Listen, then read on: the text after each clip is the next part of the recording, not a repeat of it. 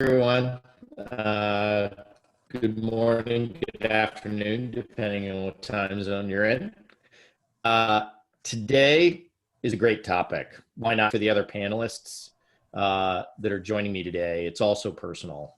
We've all been through or are currently building business in a downturn. And, interesting little nugget of history is that many great businesses get built in a downturn. Instagram, Uber, Square, Warby Parker, Netflix, Microsoft, traditional businesses like Trader Joe's, FedEx, CNN, all started during downturns. And, in reality, there are pros, there are cons, there are things that are different, there are lessons learned. And our goal today is to get into that. And most importantly, make it useful for you. And topic wise, we're going to cover how do you decide and why not just go get a regular job? What are the pros, cons, and different things about building a business during a downturn? Capital, team, customers.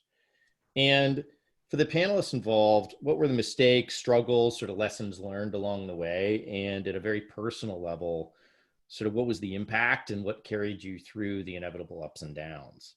And at the end, we're happy to take questions. Just go ahead and punch them into the chat box. Eric will be moderating and we'll be able to throw up some questions.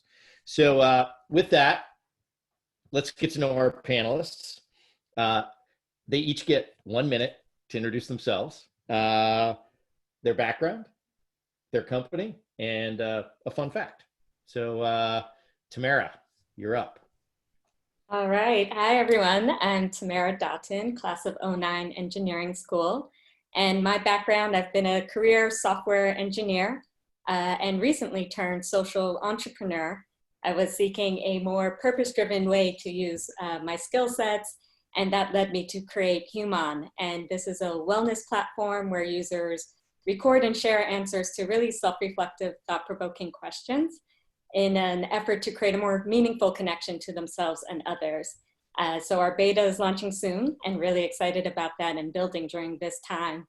And a fun fact, I recently celebrated a birthday by doing a virtual tour of Paris, which was pretty interesting, but still engaging. And I think we're a really cool business to come out of these times. So yeah. Great. Lauren, how about you? Hi, I'm Lauren Greenwood, class of '04, commerce with concentrations in marketing and management.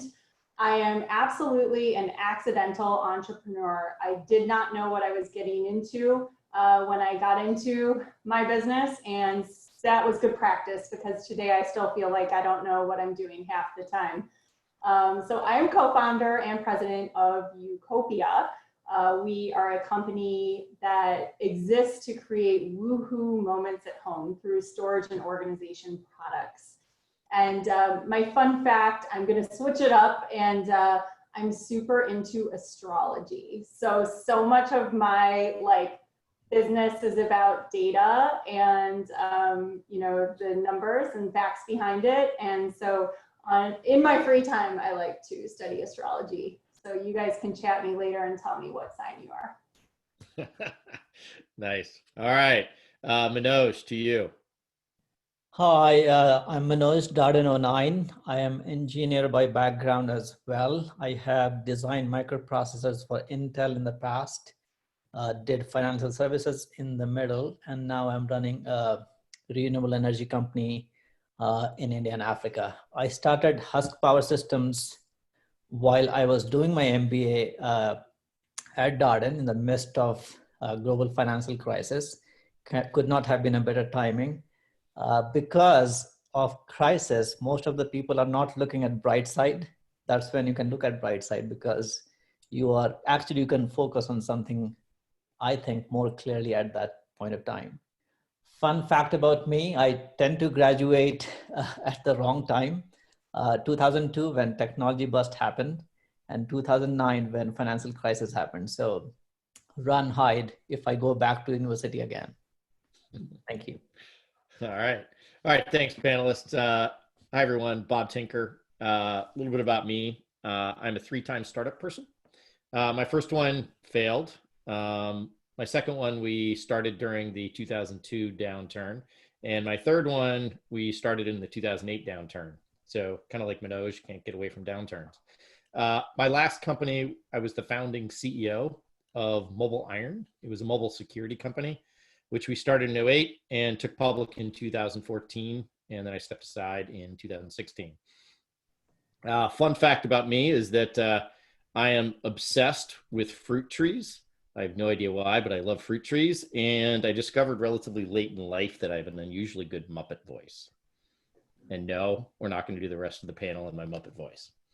All right. Thank you, panelists. And all right, everyone, let's go ahead and get into this. And again, the whole point of this is to make it useful for you. So please pop in questions into the chat box and we'll pick those off as we go as well. So first question, maybe let's just start at the beginning. So Manoj, Tamara, Lauren, all of you took the plunge to say, hey, I'm going to go start a business and do it during a downturn. So why'd you do that? And why'd you just not go get a regular job somewhere? Lauren, why don't we start with you, since Tamara, you started off with the intro. I mean, back again too, I'm not sure I planned it this way, but I think I didn't have anything better going on. At the time, I was working for a marketing information firm doing analytics. I had a really long commute. And I think in times of downturn, you question how you're spending your time again. Is it purposeful? And also, what do you have to lose? So that was, when I was kind of considering it. I will say I spent the first 6 months moonlighting. While I was starting my business, I was still doing my full-time job. And that was just sort of what made me feel comfortable with knowing that, I could really get this thing off the ground before quitting the full-time gig and going for it. Tamara, Manoj, how about you guys? Awesome. So for me, this has all been very recent. So I've started my business in this current downturn, which is exciting. But yeah, for me, Human was something that I've been really passionate about for a while now. And it's an idea I've been kicking around and kind of was fine working on it nights and weekends and seeing what I could get going there. And then it seems like, the stars really started to align for me before the beginning of the year. And just my previous company was acquired by Booking Holdings. So there was a nice little transition there and also a nice financial package and everything. So it seemed like the perfect time to take that leap. And then March hit and everything just kind of went crazy. And so I definitely had my hesitations about leaving and going full time. And for me, the decision came to the fact that my current job wasn't necessarily that stable anyways. Working for Booking Holdings was hospitality and travel and, industries that were really, really hard hit. And we actually did have our own round of layoffs and everything. And so I realized, the grass isn't necessarily greener on the other side. So why not take the jump? So, yeah. Interesting. So the downturn was kind of a kick in the pants for you. It was an extra motivator for me. Yeah. All right. Interesting. Manoj, how about you? What led you to take the plunge and, go start a company in a downturn? And maybe you can talk a little bit about sort of like what pushed you over the edge? Because I think that's something that a lot of the audience is trying to wrestle with. Like, how do I know I'm over the line, and what pushes you over the edge? Like, what pushed you over the edge? Right. So for me, let me describe quickly what Husk Power Systems does. We provide electricity to people in the rural parts of the world who do not have access to electricity to begin with. I grew up in one of those areas, so it was very close to my heart. I could have started any time or at any point of time. So why 2008 is when we started. So one was I was at Darden, so I had spare time on my hand. But second is what Lauren was saying. I actually was interning at UBS Bank in New York in 2008 when Lehman Brothers collapsed.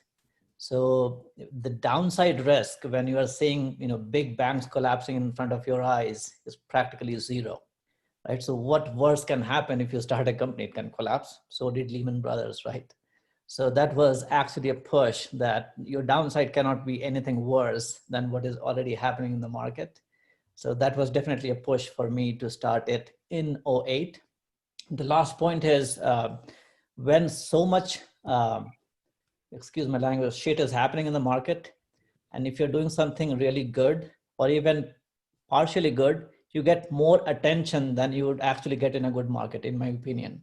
So media gives you more attention. Potential investors gives you more attention because you're the only positive story in the whole area where everyone is trying to talk about saving themselves.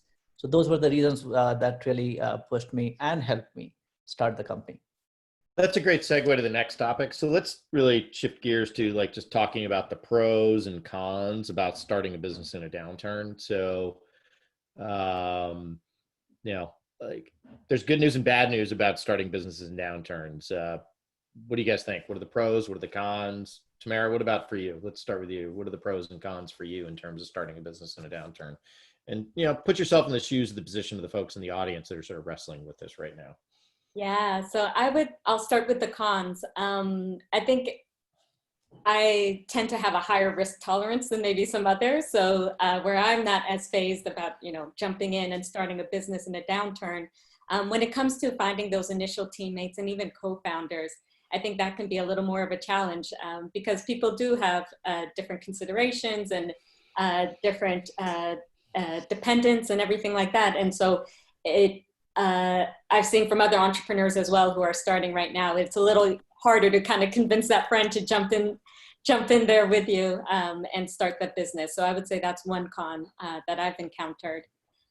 In terms of pros, definitely the nature of our current downturn has presented some different problems that are out there to solve.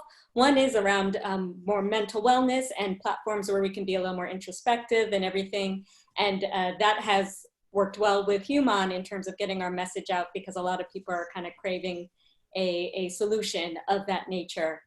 So that has actually been a pro in regards to my business specifically. But then also I think what Manoj mentioned, that kind of being a bright spot and bringing some positivity to people's news feeds or to people's or a phone call or something like that. I think a lot of people are eager for some good news. And so starting something new really helps fit the bill there. Yeah, and I just want to build on that, you know, in terms of the market need, disruption just throws everything up into the air. And so it just creates so much opportunity to really take a look at what's happening and provide a solution, whether that's a product or a service, to really kind of tap into that. I don't think big established companies are great at pivoting. So if you're new and you're starting out, you can build it the way you want to address the needs of the time. I certainly am seeing that in the consumer product good industry, where, you know, the big established companies, they're just kind of still doing the status quo, and my retail customers, including Walmart, Target, Amazon, all them, they're looking for new channels of revenue. They're looking to solve a need. And then I've got consumers on the other end, their lives have been upended. They're stuck at home. They're noticing, oh my gosh, I have to cook 3 times a day in my kitchen. It needs to be more organized. So the disruption is where the solution comes in. And I think that's really exciting. The other thing I would say about starting a business in a downturn, for me, a big benefit was it taught me discipline, forced discipline. I think the con is that funding is not so easily available during downturns. So it really... Yeah, we'll get into the raising capital topic. That's a great topic. We'll get into that cool. next. Yeah, got to get scrappy. No, how about you? What were sort of the pros and cons for you?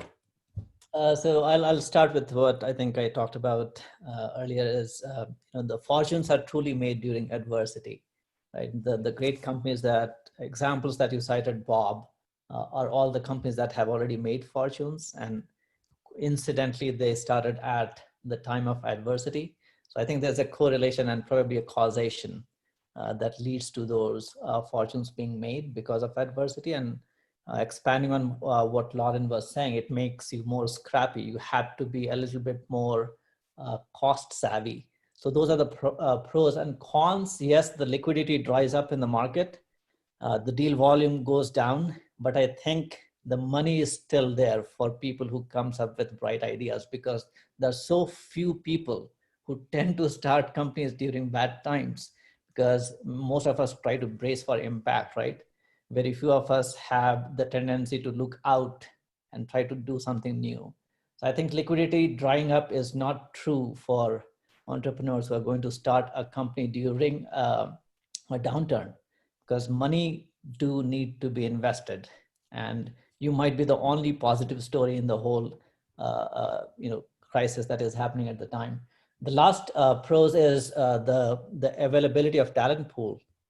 So a lot of course, layoff happens when a financial crisis kind of event hits.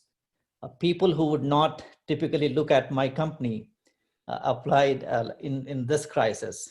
People who would not even touch my company applied for new positions because I created new position to take advantage of a downturn. Yeah, it's interesting. I had a pretty similar experience with Mobile Iron. We got off the ground in '08. And one of the things I really noticed about a downturn is the sort of entrepreneurial tourists go home. Like there's a lot of people in sort of an upmarket that pile in and be like, yeah, I'm going to do a startup. I'm going to go do my own thing. And like, you don't really know whether they're passionate or committed to it, or they're just like, it's a momentum thing. So in a downturn, it's sort of a test. And I think the entrepreneurial tourists go home. And Manoj, to your point, you can hire great people. One of the things I didn't realize until after the fact is, it was harder to raise capital. The valuations were lower and it was a little bit more of a struggle, but we spent the downturn just building our product and finding some early customers. We weren't trying to scale. We were just trying to get off the ground. And in a downturn, it's actually a great time to do that. And so when the market turned in 2010, we were ready. And interestingly, the result of the downturn is that investors didn't actually fund a bunch of competitors on our back. So if you have sort of the courage to start a company during the downturn, the tourists go home, the people who are in are committed, you can hire great people. And interestingly, often there's not a lot of other Me Too's that are kind of funded on your back to do the same thing. The cons are, it's scary. Your parents will probably think you're nuts. Like my Midwestern manufacturing executive father thought I was completely irresponsible by leaving Cisco, a big safe company, in 2008 to go start a startup right in the middle of the downturn. So you will get weird looks from family members about doing it. So let's talk about what's different. I think, look, 2012 to 2020 was a great bull market. Capital was easy to get. Hiring, woohoo. For me, it sort of felt like 1997, 98 again. But, now clearly that's not the case. And there are a lot of markets that are struggling, a lot of environments that are struggling. And, the three of you guys are running businesses. And if you think about how you're starting and running a business during a downturn, I think it'd be useful for the audience to get a sense for what's different in terms of what's different about raising capital, what's been different about you in terms of hiring people, what's been different about finding customers and getting those early sales. So, what's different about doing that in a downturn versus sort of a boom time?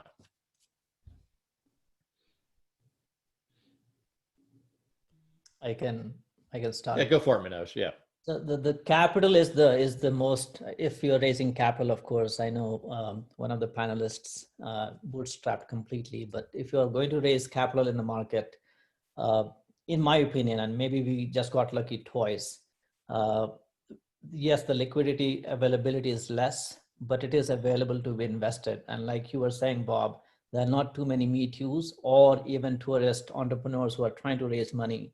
And therefore you are not competing with a lot of not so great ideas. So actually you stand out. If you try to publicize yourself in media, you get more media attention because they're chasing for positive stories. Your expanse or your brand can travel farther and wider because of that. Valuation, yes, valuation does take a hit because the market took a hit. Yeah, I think that's important right there, is that sort of in uptime, there's sort of this expectation that entrepreneurs get that, oh my gosh, I can raise money at X price, or, I only get diluted this much. So valuations do change. And I think that's one of the harder expectation shifts, my sense, for entrepreneurs. How how'd you go through that in terms of adjusting your expectations on valuation for raising money? So if I could try to answer that. So valuation does take a dive, no doubt about that. But valuation, so for me personally, because it's a long journey and we are going to take probably more hits, and we have to be prepared for that as well. The way I have always looked at this one is, what is my North Star KPI for the company? In our case, we want to impact 10 million people's lives. If I take a $5 million hit on valuation, does it really matter in the long run? Not really for me. So that's how I justified in my own brain and took that hit. Because in the long run, that 5 million is not really going to do a whole lot of damage, assuming that I'm going to go and serve 10 million customers and hopefully do much better in the valuation later on. So, my main purpose was to drive myself and the company towards that North Star KPI. And everything else was just more of a noise for me. Hey, Lauren, Tamara, how about you guys? Did you guys raise venture capital or investor capital to get off the ground? Did you do debt? Did you bootstrap it? Like, how'd you guys do it? And what was sort of different about it for you, given the economy? Go ahead, Tamara, I'll let you start. Sure. So yeah, being early stage and stuff, we bootstrap and are keeping that way until for the foreseeable future as we build out our platform.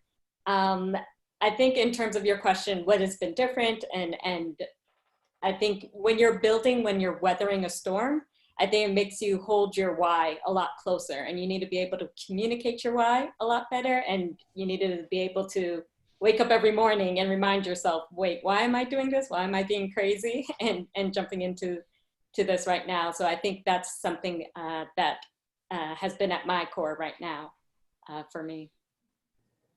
Yeah, I was smiling because we both are in more of the bootstrapping. We told Manoj she was going to have to handle the funding question. Yeah, but that's great. This is a nice balance. Look, there's lots of businesses that raise traditional venture capital. There's lots of businesses that bootstrap.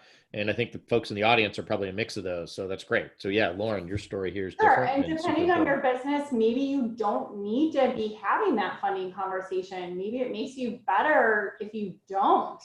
I think you have to get a little more creative on how am I going to bring this to market, reach my customers.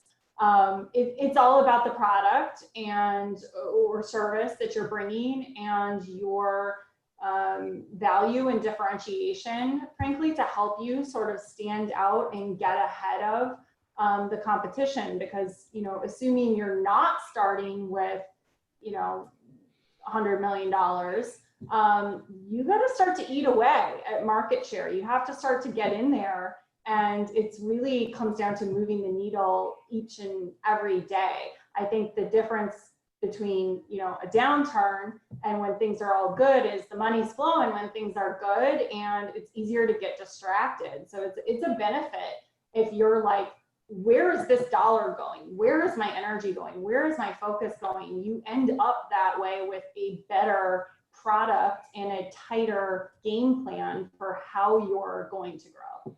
At least I did through 2008, 2009. We had to find a way to stand out and kind of convince our retail customers that the cost of not making changes was worse, was higher cost than taking a little bit of a risk and trying to do something different. I heard a great quote one time. It was, frugality is like exercise. It makes you stronger. All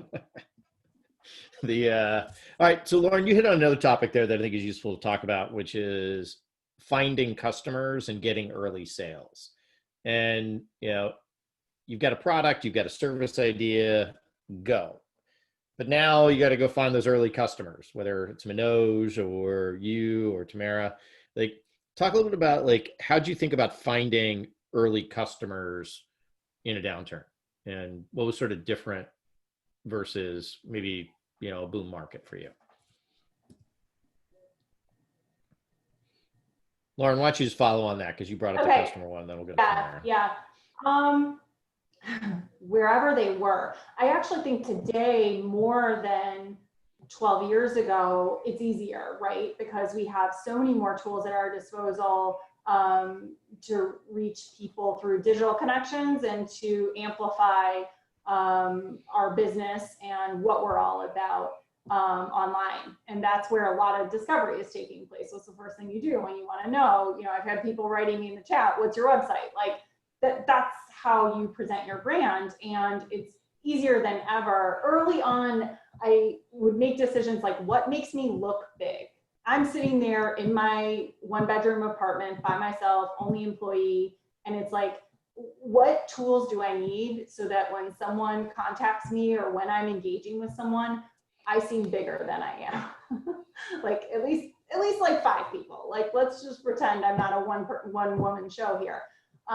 So, you know, I think that type of thinking is what helps you get ahead. So specifically, you know, if that means using a call service, hiring a website agency. I've seen some questions about like, you know, your logo design, how do you register your company, your IP? I mean, there's a lot of tools out there.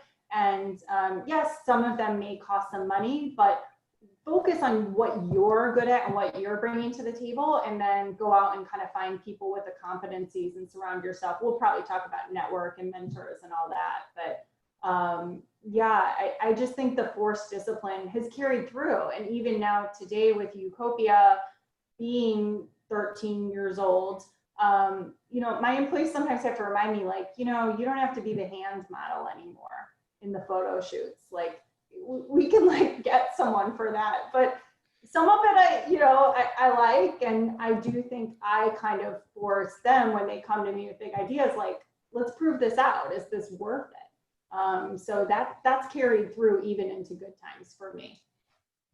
Hey, Manoj, how about you? So if you think about like when you were out trying to get your early customers in the beginning, how'd you find your early customers, convince them to bet on a startup when in their mind the world's melting down? So like, how'd you find them and how'd you convince them? So mine is not going to be very exciting because I was trying to because I was trying to solve a fundamental problem that still exists, right? People not having access to electricity is almost equivalent to, you know, you need to drink a glass of water. So I didn't have that challenge, but That's interesting in and of itself, right? That your business actually, sure, you started during a downturn, but the problem was still the problem. Right. But frugality is the one. Actually, our company has a value system called frugal innovation, because you are dealing with people in the rural areas who do not have disposable income to begin with. And we're trying to provide a very essential services for which they need to spend money. So you have to be extremely, like every stone that you turn or every page that you turn, you have to be cost conscious. Because essentially they have very limited disposable income and they need to spend that to access very fundamental need, in this case, electricity. So that's why my story is not very interesting in terms of customer acquisition. But I think that's okay. And that, like, look, your business, it was the same problem both before the downturn and after the downturn. And I think for many of the folks out in the audience, like their businesses may not actually be that affected by the downturn. So the just question, it's a much more personal question about when they get off the ground. Tamara, how about you? Like, if you look at right now, you're scrapping it out, trying to find some early customers, like what's working for you in terms of being able to go find some of your early customers and prospects? And is the downturn affecting how they're engaging with you or not? Yeah, I think for this current downturn and building in this downturn, it's really about that standing out, especially in the consumer social space. I think everyone's turned to their phones and their laptops and their tablets for, you know, what can I use to pass the time? And so there's a lot of services out there that you need to compete with to get people's attention and to bring some positivity or some energy to their day-to-day when, you know, there's a lot of negative on the outside.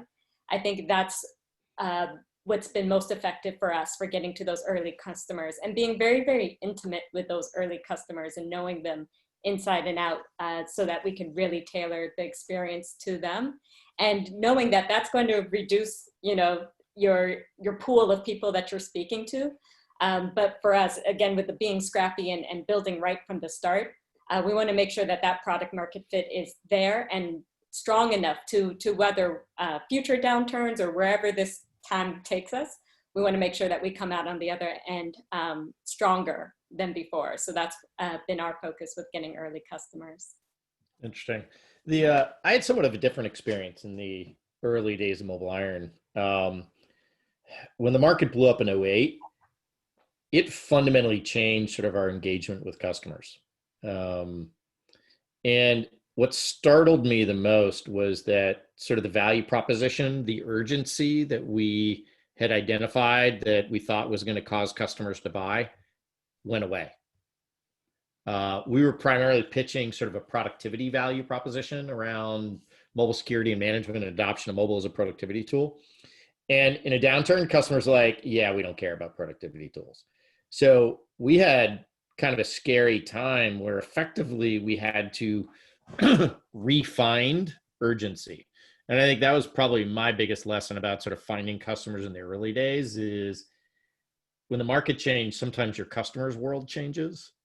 And we had to refine urgency. And fortunately, we found sort of part of our value proposition, which was more around cost savings, that stuck during a downturn. And customers were like, yes, we're willing to buy something to help us save money.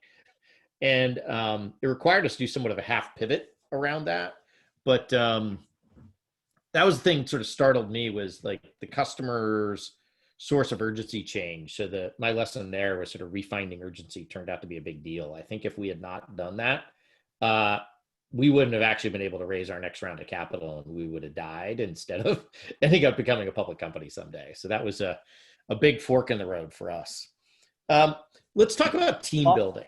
Bob, yeah, go ahead, Manoj, please. I may interrupt for a second. So once you have a customer, right, and we are into the second crisis since I started, and India had like 4 months of lockdown, which meant most of our customers also had a lot of income losses.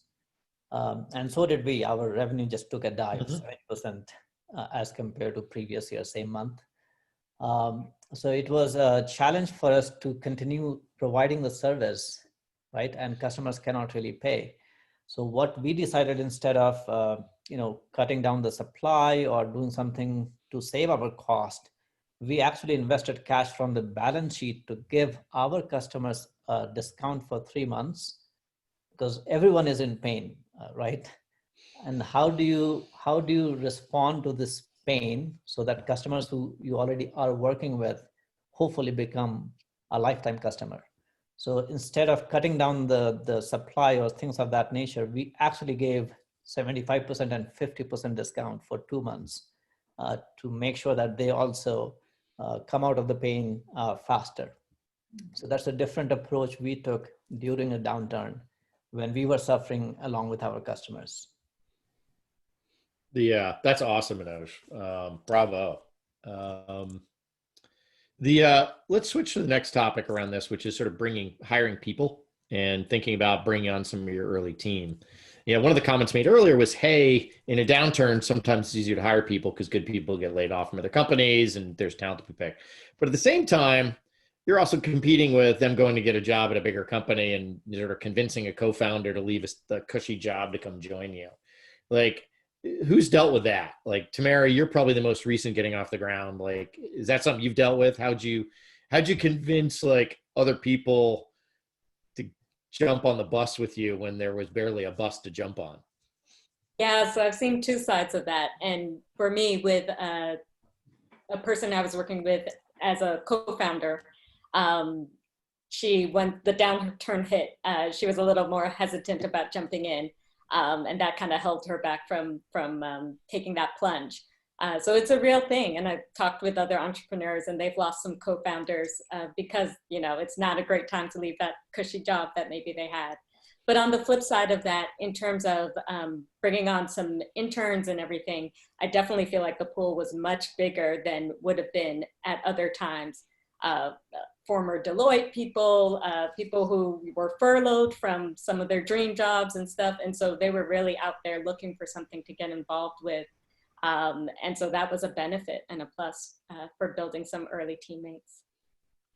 How about Lauren, Manoj? How about you guys? Do you have any interesting stories to share around sort of getting those early folks on the bus with you? 2008 downturn, I was way too slow to hire, and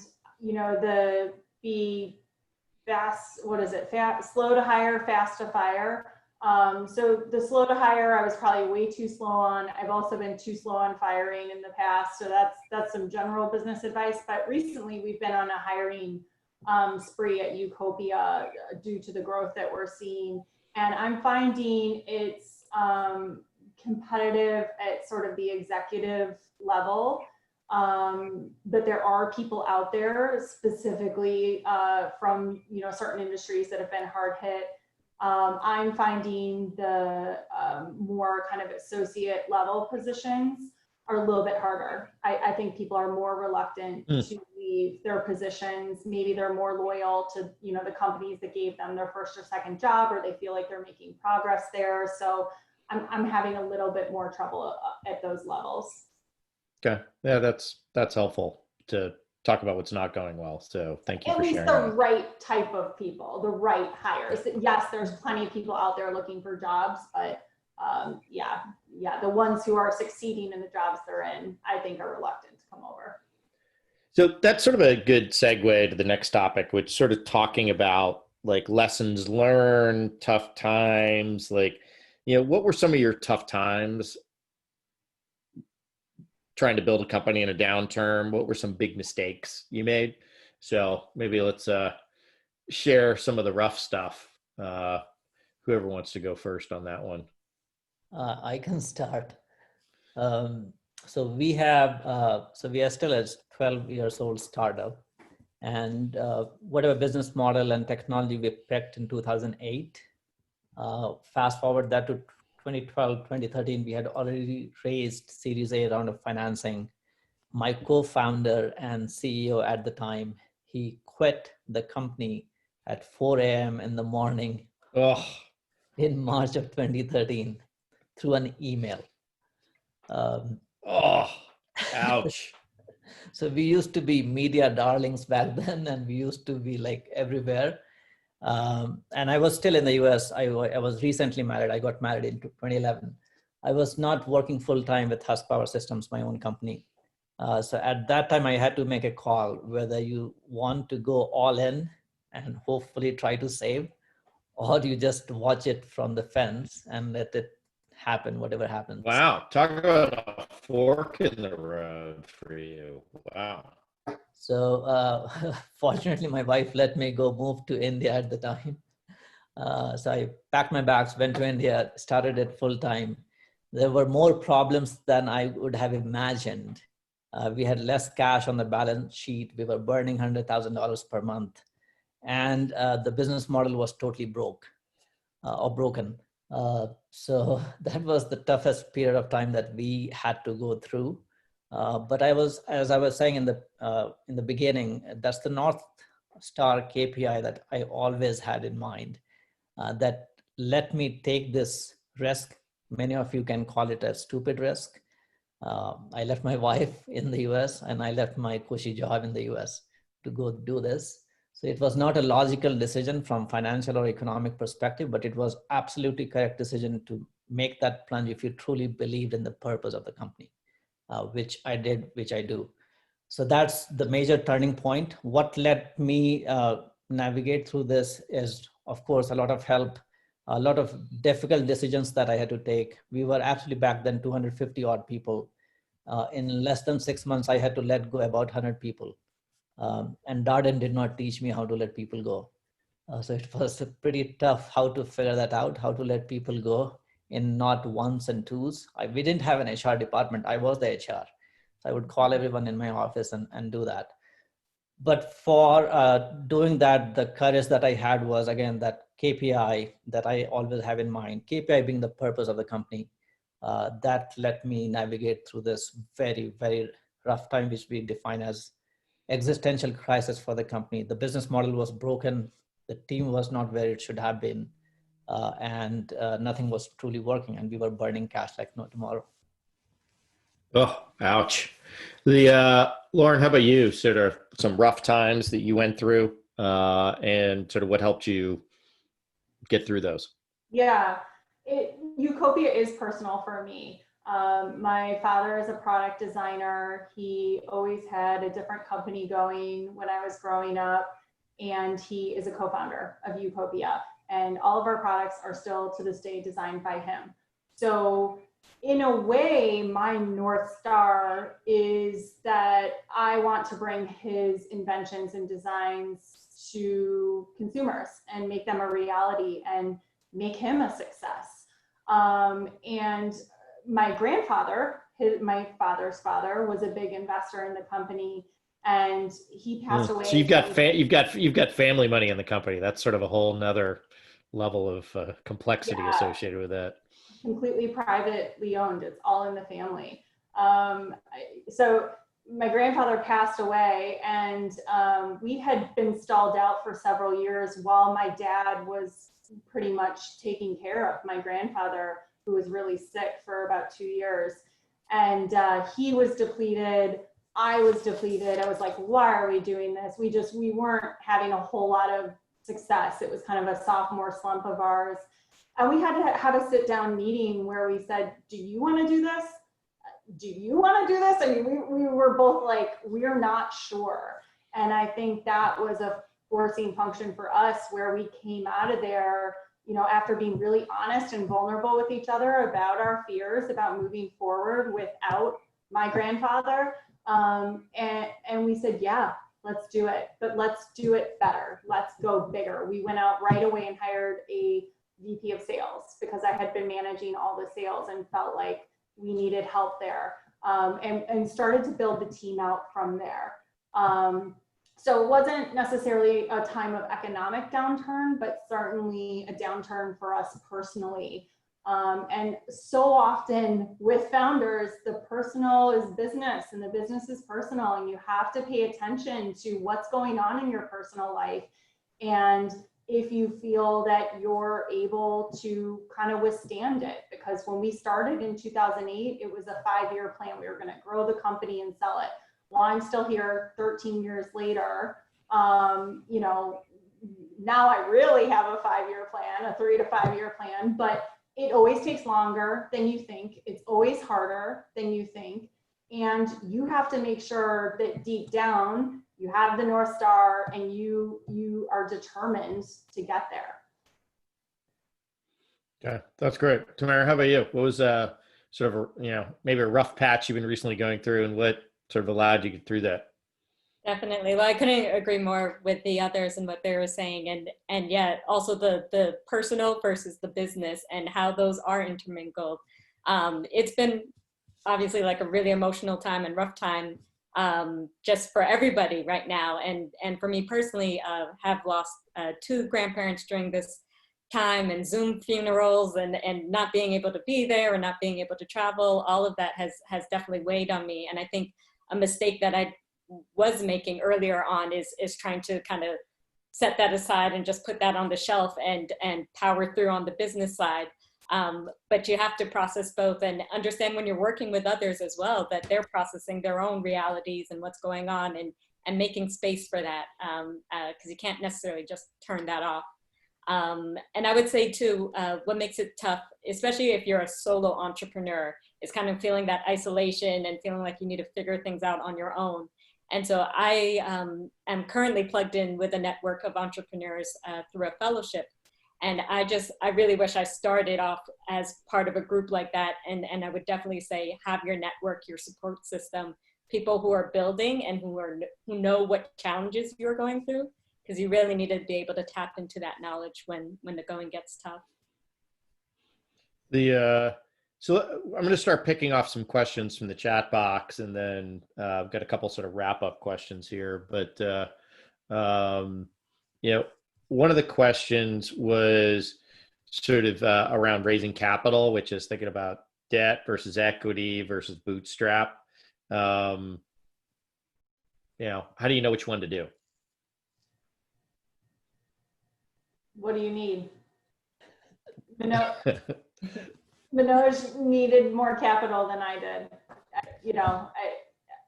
I don't know. That's my quick answer. I think that's probably the answer. If you need a lot of capital over time, you're going to need professional investors. If you can raise a small amount of money and sort of get to cash flow sustainability, you can get away with bootstrapping or some small debt. I think that's sort of, if you look at the panelists here, that's probably the pattern. Another question from the audience is, how do you measure product market fit in getting your business off the ground? Can I try? So actually, even in the previous question, I think bootstrapping is one of the most important validation points that I could take to my Series A investors, because they knew that I have not only invested my time, but every penny I had in the product market fit time. I didn't have enough money to do hundreds of power plants, but I had money to do one.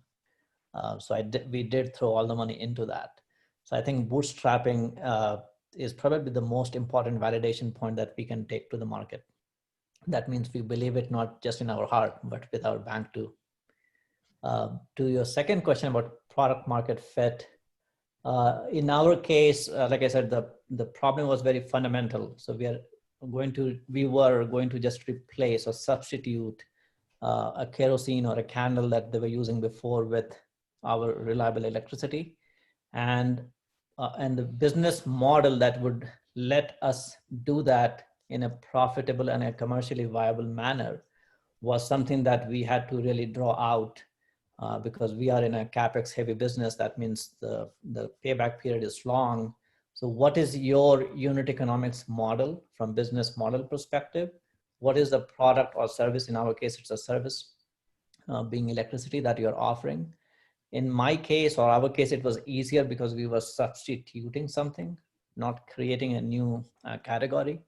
So that part was easier, but pricing it, figuring out that these customers are going to be essentially married to you at least for 20 years so that you can get a return on asset was the tougher part, and making sure that the whole business model works.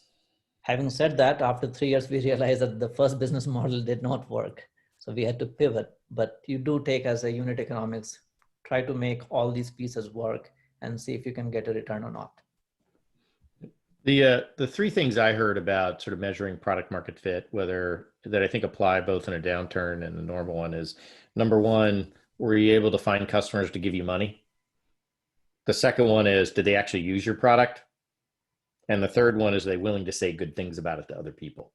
I think if you sort of get to those three, you're probably pretty close to product market fit.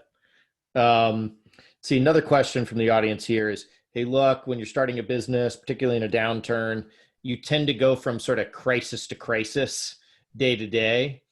How do you sort of pull yourself out of that and sort of push yourself and the business to grow? It's a great question. And it's hard. It's really hard. It's so easy to get pulled into that day-to-day tactics, execution.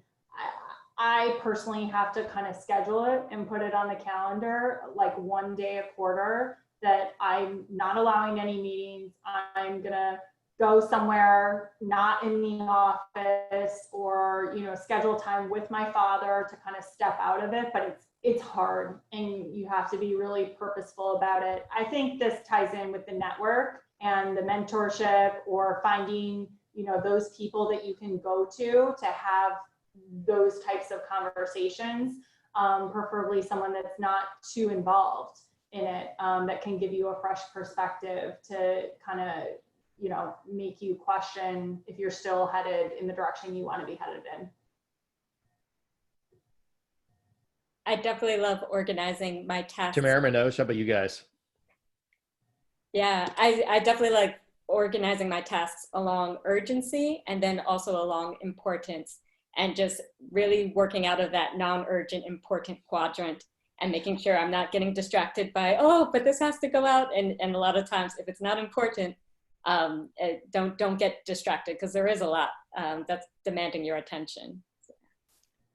So this one is very interesting for founders, right? It is very personal when we start the business. So it is very hard to pull yourself out of it and not do everything. We tend to think, even today, that I'm good at everything, but I'm not.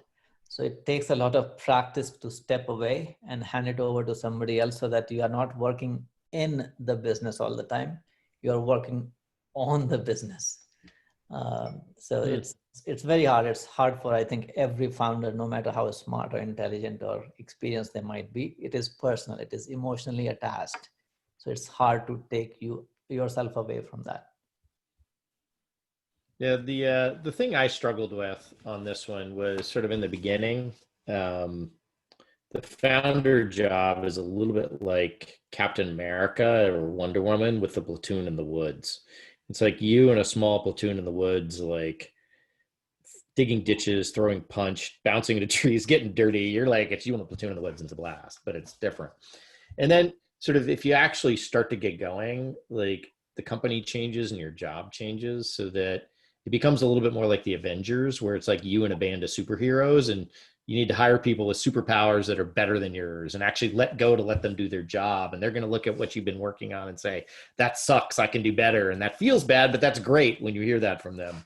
And so that was sort of like my struggle on this one, was sort of this unlearning exercise of like some of the things that worked in the beginning.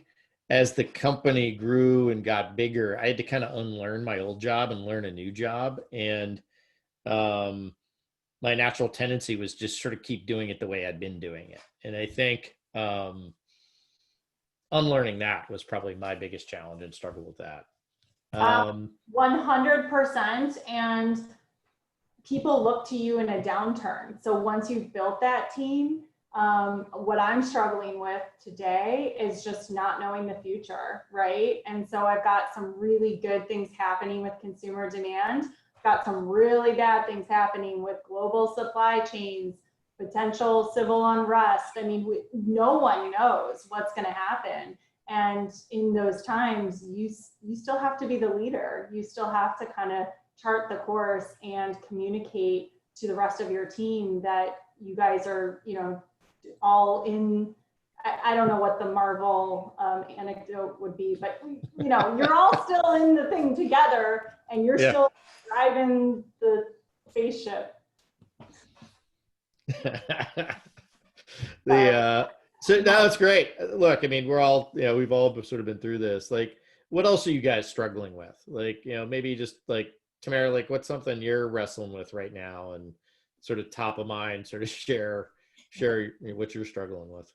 Yeah. As you all were speaking, it reminds me too of one of my struggles is that as someone with that engineering background and the developer background, like I just want to hop into code, and I want to, like, when someone says a bug fix is needed, I'm like, okay, let me work on that, or let me focus on actually building the product. And yeah, you need to take that higher level view of the business as a whole and kind of break out of your shell and your comfort zone. So that is one thing that always is hard for me, that I struggle with. Manoj, what are you struggling with right now? Well, not in every country, but COVID-19 is almost in the rear view mirror. So now what we need to figure out is what growth rate we want to take forward, and how can we scale to the next level successfully and profitably. We had very bad patch between March and July. But we came out stronger because we did have cash on the balance sheet. So those were not the problems. But now, wherever we are at, how do you grow, and how do you grow successfully at a faster pace than everybody else? Because, right, like you were saying, when the tide is high, a lot of people are naked. That's fine. You don't want to be caught naked when it is a downturn. But when it is going back high, you need to exceed what everyone else is going to do so that you still stand out. Let's see, some other questions from the audience here. One for Tamara. Tamara, what's the name of the entrepreneurship mentorship group or entrepreneurship group that you mentioned?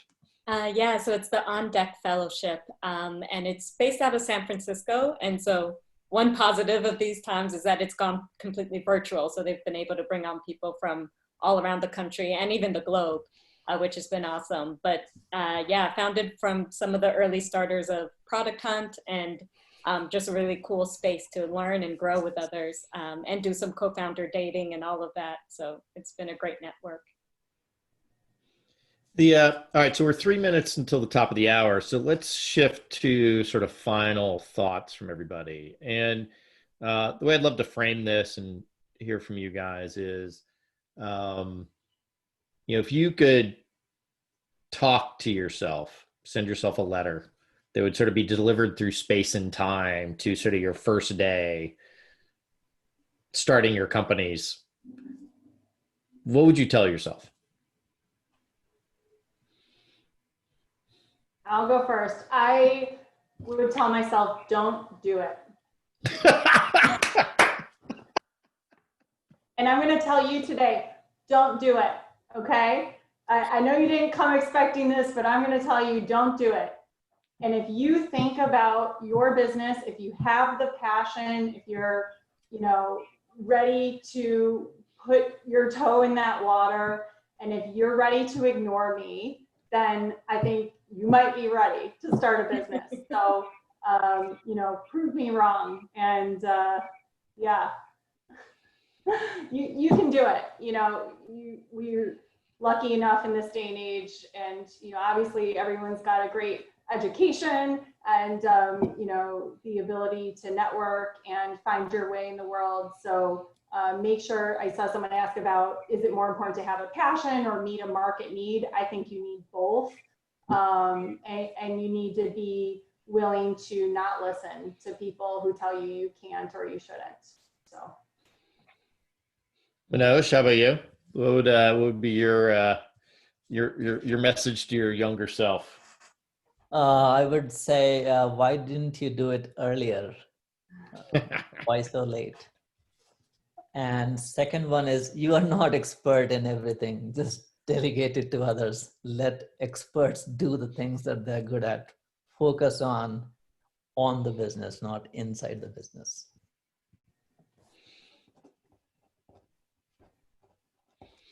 Tamara? Totally agree. I would tell myself, you're going to make mistakes. You're going to fall down. You're going to think it's the end of the world, and oh no, I screwed everything up. But as long as you get back up, really, that's the thing, to just keep going and getting back up and remember why you're doing this. Yeah. All right. So we're at the top of the hour. Eric, let me hand the baton back to you, and if you could go ahead and let folks know what to do. But to all the folks who joined us today, thank you. Appreciate you taking an hour out of your day to spend time. This is a great topic. Like I said, one that's personal, all of us on the panel. We're either going through it right now or have done it. So hopefully today was useful to you in whatever you were looking for.